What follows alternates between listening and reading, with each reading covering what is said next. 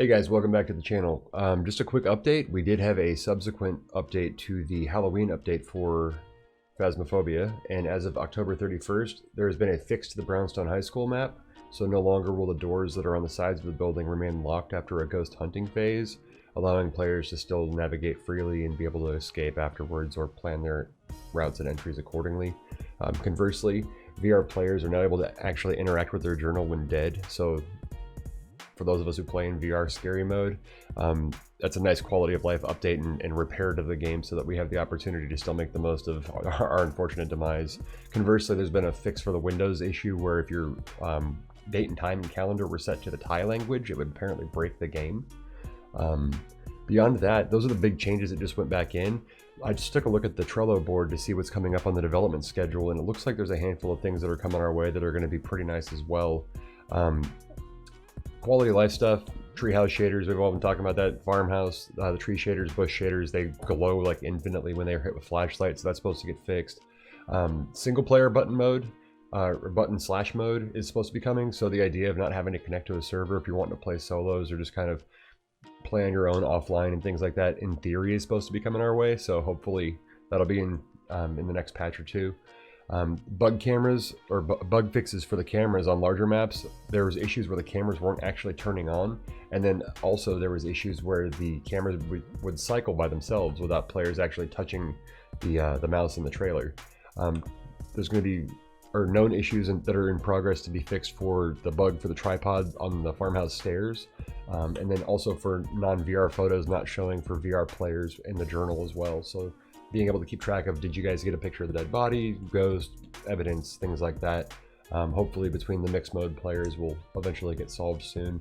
They're going to rebake the lighting for the high school, so that's going to improve the visuals in there, and then accessibility options for players who want to play with mono sound or play with only a single earbud and things like that should be coming our way in the near future as well.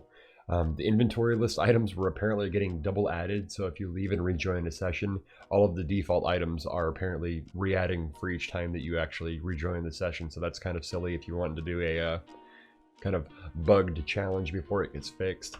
Conversely, there's a handful of things that are going to be coming into play, such as the update to the leveling system. So rather than every level taking the same amount of experience, it looks like they're going to go ahead and start scaling the XP with each level.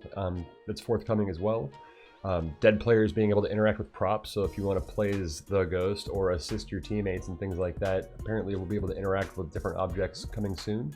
Updated localization for foreign and regional players, so more voice support for different languages, and then updates to the server screen to allow you to access the options from within game as well, so not having to back out of your session or wait until you've actually loaded into a level in order to make changes like volume and things like that of a player is just being absolutely toxic. Controller support is getting updated because apparently there's some issues with server navigation trying to go from page to page, trying to find a server to play in, and then also when trying to navigate and interact with the journal, that's been a known issue, so that's being addressed. The indication, whether it's going to be audio or visual based, to let the players and the team know that a crucifix has been used and potentially consumed, looks like it's coming our way. And then also, again, another camera fix on the large maps. Asylum has some of the cameras on the map showing that they're on the wrong floor. So it shows when you're looking at the visual what you're actually seeing, but then the map is reflecting a different area, so it's caused some issues with the communication, which we all know is very important in the game. The other stuff is going to be updates to the Ghost AI. Looks like they're going to be trying to force it more aggressively to go towards locations the ghosts have actually tracked or traced a player. So if you had a hunt occur, theoretically, the ghost is going to want to navigate towards the place that that hunt actually occurred and or ended when it was in pursuit of a player.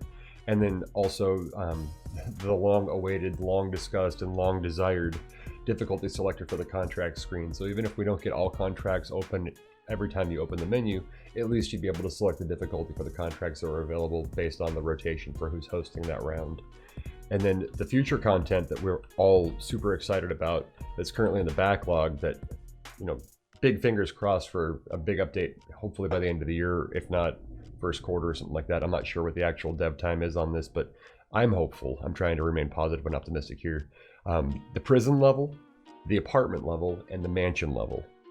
Just let that one sink in for a second. Imagine the idea of like a Resident Evil 1 style mansion, or going through like an abandoned Alcatraz style prison, or like just a dilapidated abandoned apartment building, or just the amount of rooms you would have, like even on a couple of floors of like a condo complex or something like that. That would just be wild, especially with the aggressive ghosts and things now.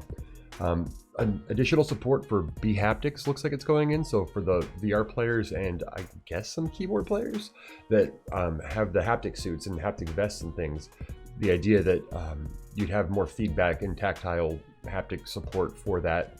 I can only imagine what it would be like to feel like you hear that whooshing, and then all of a sudden a ghost grabs you on the shoulder or something like that. It would be cool though, because especially knowing that we have to be quiet, if you can walk up and tap a player and they can feel it, so then trying to give each other more contextual communication as opposed to just having to rely on the walkie-talkies or just shut up during the hunt and hide in the corner. And then things like new gear like night vision goggles, SLS cameras, tripod mounted spotlights, so power goes out, you can bring your own battery light. Breakable items, so if a ghost were to throw things like a plate or a cup, apparently in the future they're looking at supporting the ability for the ghost and or players to be able to smash those items. So that would add a little bit more fear to the environment and ambience, as opposed to, oh, that cup just fell off the table. It'd be a little bit different if the ghost throws it against the wall and you hear the shattering glass instead. And then ambience that's going to be sanity based apparently, so they're looking into it. I'm not promising it, but it is on their backlog on the Trello, and I've got the link down below for you guys.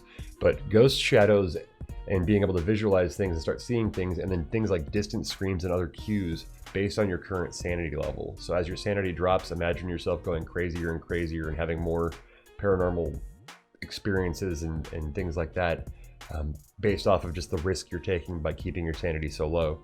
And then the idea of having a ghost voice when it's in the hunting phase.